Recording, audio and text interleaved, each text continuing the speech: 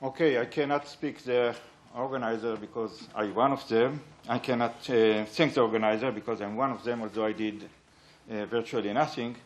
So instead, I will thank Lev for the organization of this beautiful conference and also for the audience who shows up after 3 days of intensive lectures and banquet with intensive wine drinking. Okay, so this talk is dedicated to my friend Yshai Aharonov, and this is topics. And Lev asked me, or all the speakers, to limit the number of problems that you discuss to a small number. So here I will discuss only 2 problems that turn out to be related. What I will do, I'll discuss the physics when we have electron on a sphere, and it will be subject to a field, a central field. In the first system, it will be subject to the field of magnetic charge. We call it magnetic monopole. And related talks are given by David Gross. And in the second system, I will study, so here the main physics is encoded by the Aharonov-Bohm effect, of course. And here, in the second system, I will study electron in the field of electric charge. And here, the main physics is encoded by the Aharonov-Casher effect. And of course, this is the continuum version that the sphere is smooth.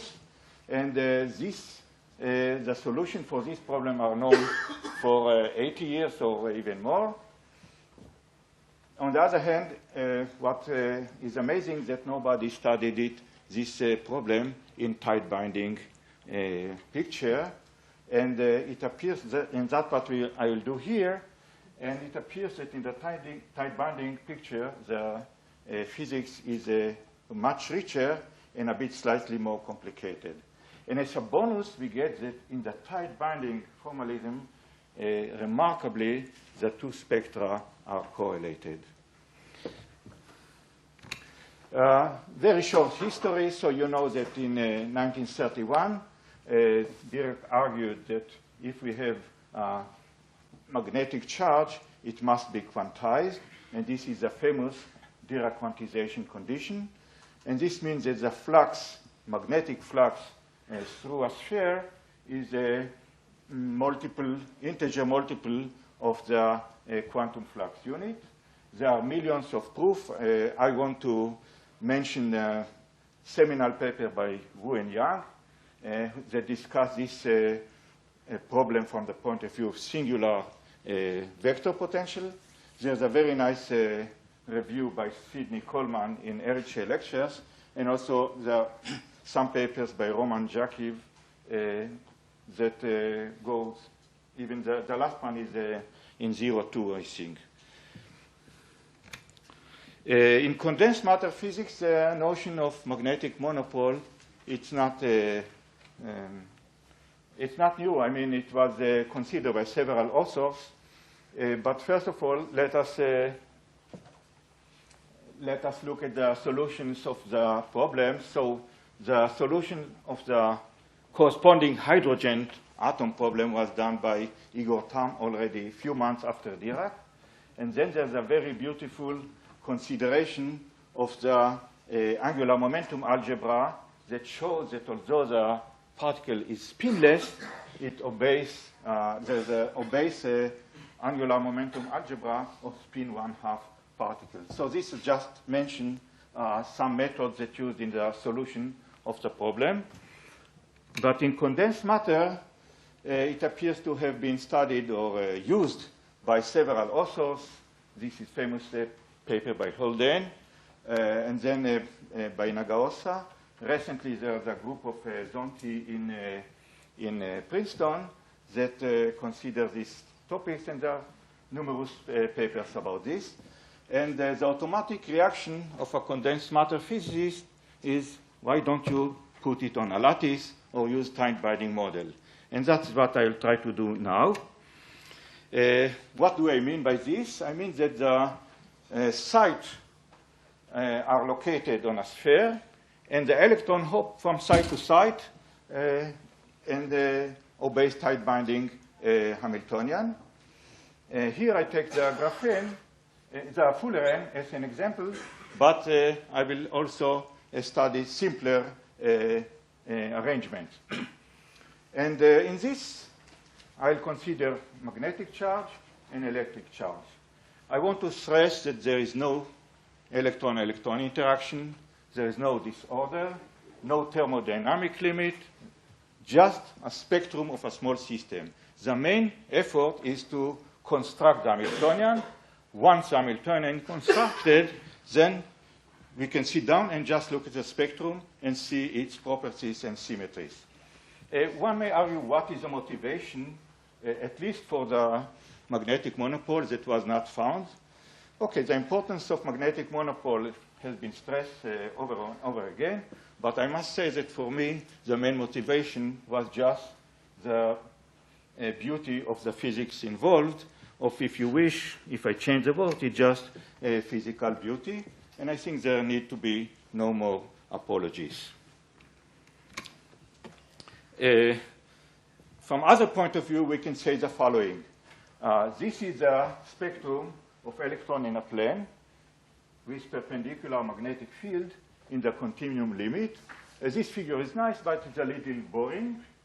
On the other hand, once we put it on the lattice, we get the beautiful picture of the Hofstadter-Hasbel butterfly. So what we have here is a spectrum of electron on a sphere in the field of monopole, in the field of a monopole. And the question is, what will happen if we put it on a tight binding? So this is a puzzle that I want to fill in the first part of my talk. The question is, how do you tight bindize the sphere? The sphere, how you put a tight binding on a sphere.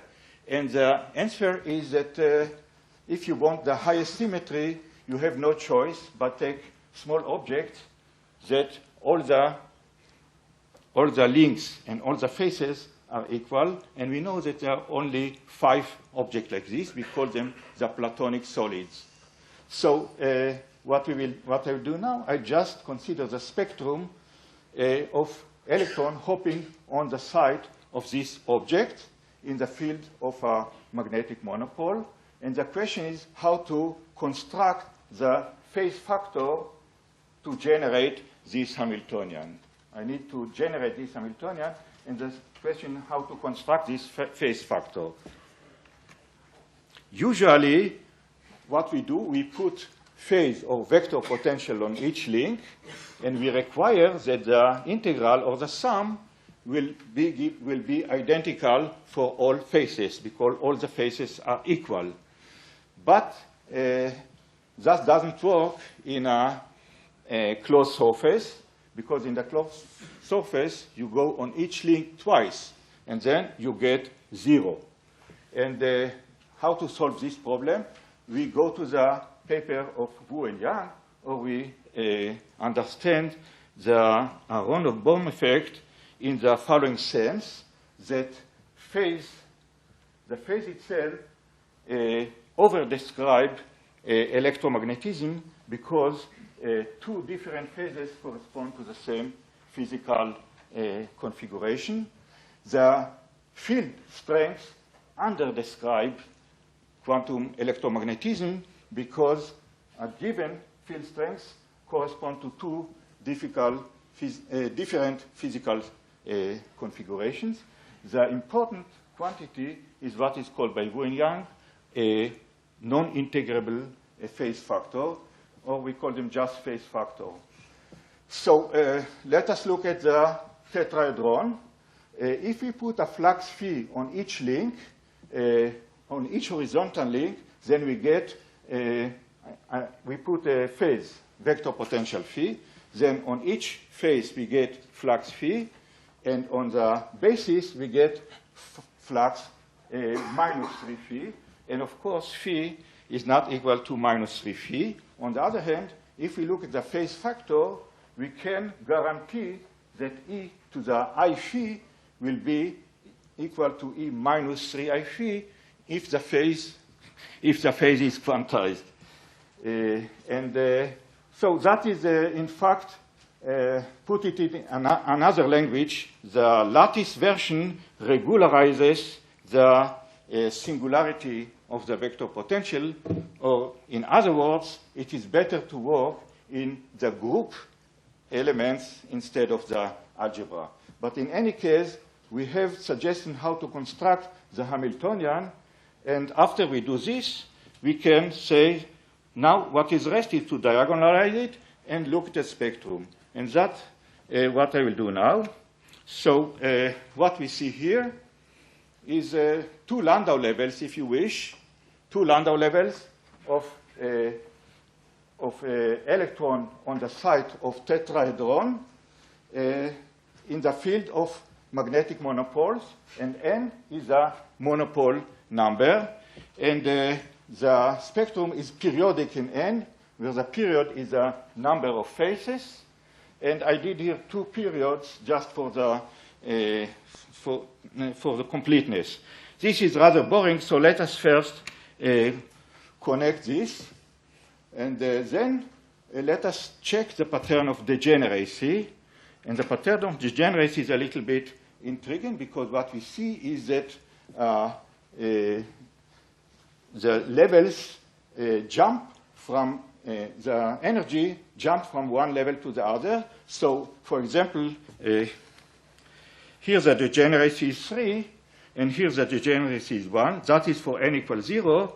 And for n equals 1, the degeneracy here is 2, and the degeneracy here is 2. So the level pattern, the degeneracy pattern depends on the number n.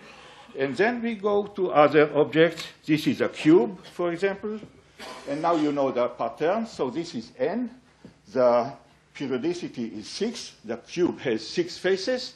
The periodicity is 6. And this is a degeneracy pattern. You see that in the case of the cube, there is a symmetry between plus E and minus E. And I give here what I call EGS. EGS is exercise for the graduate student. And the question is why only for the cube the spectrum is symmetric. This is an octahedron. And as you notice, all the numbers are calculated analytically. The energies are very nice algebraic number. And the matrix here is 8 by 8. We go further to the icosahedron. This is a matrix of 20 by 20. But still, we can get algebraic number. If you see something like this, a square root of 13 or something like this, I have never seen it in physics, but here it appears. And also all the degeneracy pattern here. And finally, this is a icosahedron. Again, all these numbers are analytic and algebraic.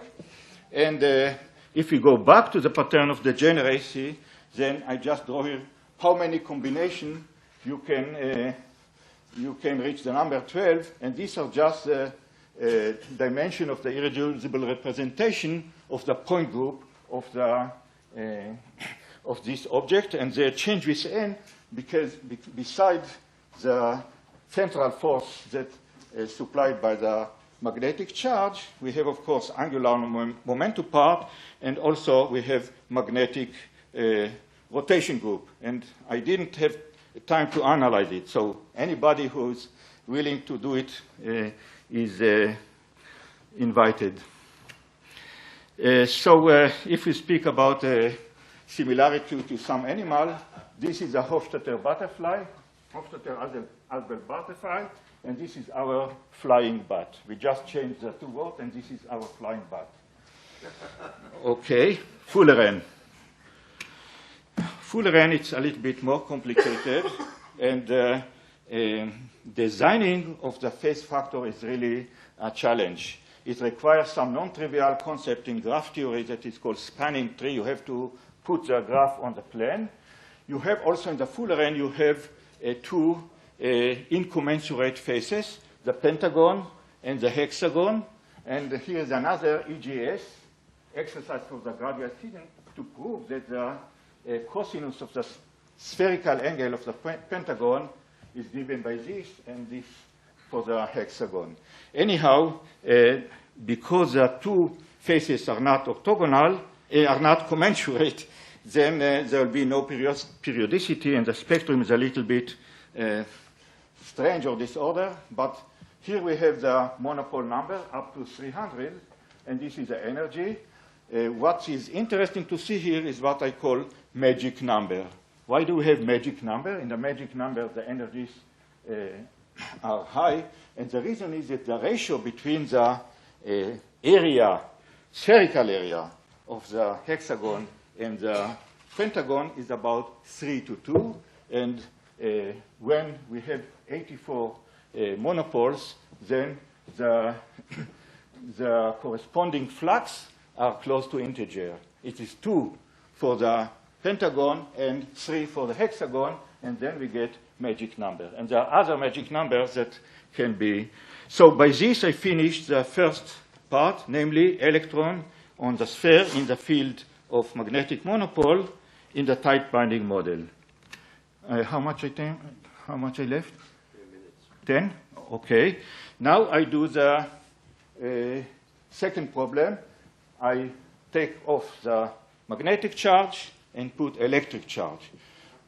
Electric charge, what it can do, the only thing, if the electron is confined to a sphere, then we have the spin-orbit interaction, and it leads, and the underlying physics is governed by Aharonov-Casher effect. Of course, when the model is continuum, namely I have a continuous sphere, I just get the old faithful atomic L.S. And the question is, what happens if I put it on the tight binding? And here we are not very far from experiment, because it is possible to implant ions in the derivative of the Fullerene, and this is already close to experiment what we are trying to do. The question is what is a tight binding analog of the atomic L.S? And we see that up to alpha square, well, alpha is the strength of the spin-orbit interaction, we can write the Pauli equation in this form. So look, and that is related to the talk of Schneermann, that we see the complete analogy between the U1 and the SU2 part of the Hamiltonian. In fact, there is a seminal paper by Fröhlich and Studer that use this idea to argue that the Pauli equation has approximate U1 SU2 symmetry. So this helps us to construct the hopping term. Without going to details, I would say that we have 3 elements here. We have elements that I call mu, which is the strength of the spin-orbit interaction. Here the physics is encoded by this. We have a vector Nij, which is perpendicular to the plane defined by the center of the object and the 2 adjacent sides. And we have, of course, the angle theta that, of this triangle. And therefore, the hopping term is built by this SU2 matrix. And after we do this, we constructed the Hamiltonian. And again, we are looking at picture of the spectrum. So this is the spectrum of the tetraeder. What we show here, this is the strength of the spin-orbit interaction, and this is the energy. And of course, here we do not have any quantization, so we just, the spectrum is continuous. And it has some interesting properties, like it has, first of all, Kramer degeneracy, because the system conserves time reversal invariance, but it has also 2 symmetry points, interesting, that are not trivial. One is when the mu equal theta half, and again, why is that remarkable? Because the mu is a physical quantity, is the strength of the spin-orbit interaction, and theta is a geometrical quantity. And at this point, we have a symmetry, and then we have another symmetry point related to this equality. All this is, can be proved, and then let us see, this is a cube. The matrix is 16 by 16, but still we can get analytic results for all the energies, and you see that the symmetry point all the time exact. This is an octahedron, matrix 12 by 12. This is a icosahedron. The matrix is 24 by 24, and still we get a result. And finally, even for the dodecahedron, where the matrix is 40 by 40, we still can get analytical results, although two eigenvalues are needed to, we need to solve quartic equation in order to get them. And here we show all the levels, and these levels are a solution of this. So these are more complicated eigenvalues, and they are six-fold degenerate. And finally, even in the Fuller-N, which we cannot have analytic solution, but you see the symmetry lines here and here. So by this, I finish the second part, namely electron in the field of electric charge in the tight binding model, where the physics is governed by Aharonov-Casher effect. And now, just 5 minutes or even less, before we wanted to submit to back-to-back paper, we noticed an amazing property, that the spectrum of the electric system at the symmetry point is exactly equal to the spectrum of the magnetic system with n equal 1. Exactly, not approximately. I mean, this and these are exact number. And that is rather strange, because the two systems are different. Again, this conserves time reversal, and this is not. Here the spin plays important role, and here is not. Here the dimension is 2v times 2v, where v is the number of sides, and here the dimension is only v.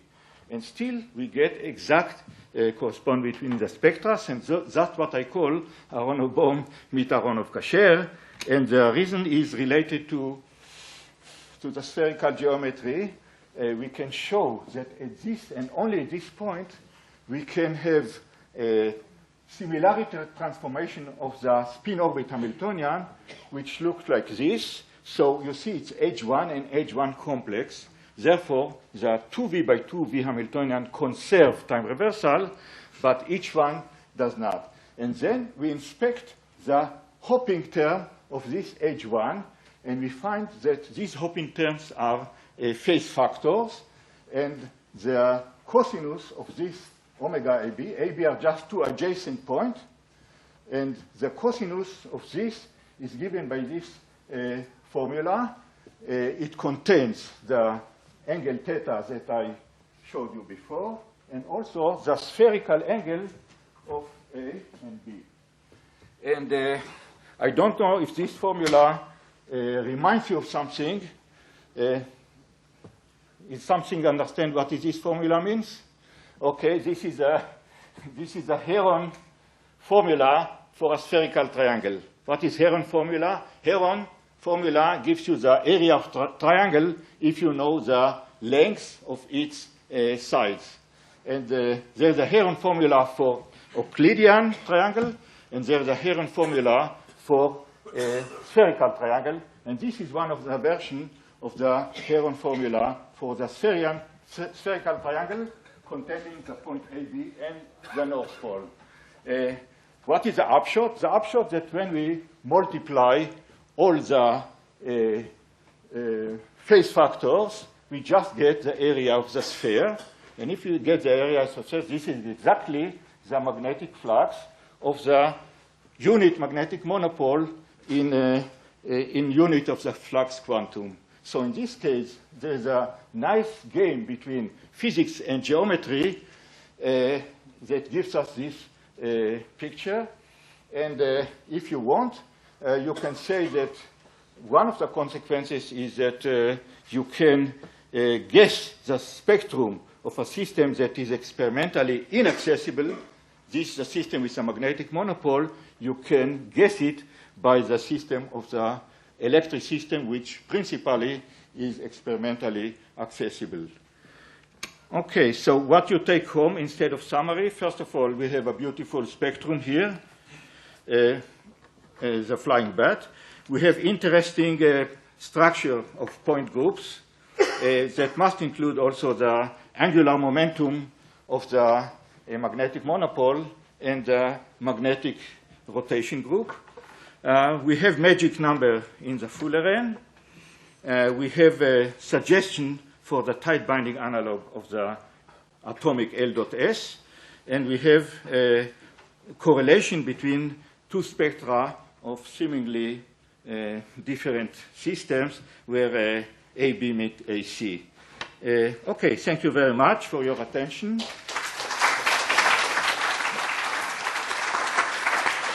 And in this reference, at least in the first one, there is a useful appendix on Fullerene that we couldn't find elsewhere. So if somebody interested in the geometry of Fullerene, he may consult this reference. Yeah. Well, that was indeed a beautiful illustration of physics in beauty in physics. Thank you very much. Thank you very much. Are there any questions? Sam? I noticed you get in your energy spectrum both for the dodecahedron and also for the Fullerene, because they all involve pentagons.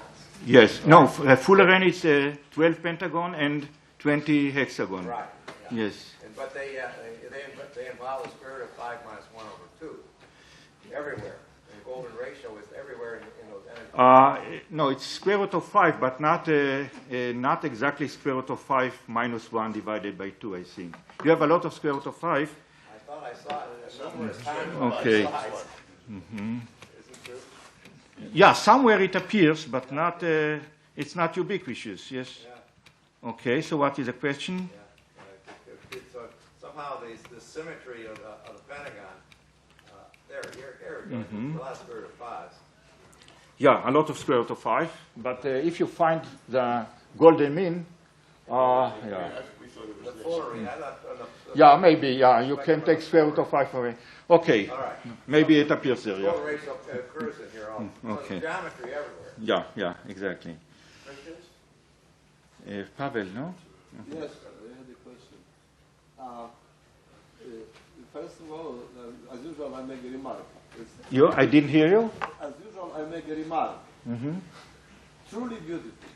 Really? Yeah. And Thank you very much indeed. The question is, you mentioned approximate SU2 plus 1. Yeah. What do you mean? Approximate. I mean that the Pauli equation involves only the cross term between the momentum and the sigma cross E. What I did, I completed the square, and I neglected the square, the other things. Okay, this is what you mean. All right, got it. Yes, question there. Okay. I'm not sure the tight binding is absolutely needed for this kind of thing. I'm not sure you have to Absolutely. needed, necessary. Well, no. I mean, it is just a model. It's just a model. To the results that I mentioned, yes. Because there's no thermodynamic limit here and so on, it is really needed. I don't know what happens in the thermodynamic limit. It appears that you can try to do derivative of Fullerene with a larger and larger number of hexagon and always 12 pentagon, and to see if you get spectrum similar to graphene or something like this. The answer is no. At least in the Fullerene case, we didn't have any zero mode. Namely, there was no solution, zero energy. Like you have in the graphene, you have zero energy Landau level. Here we don't have zero mode.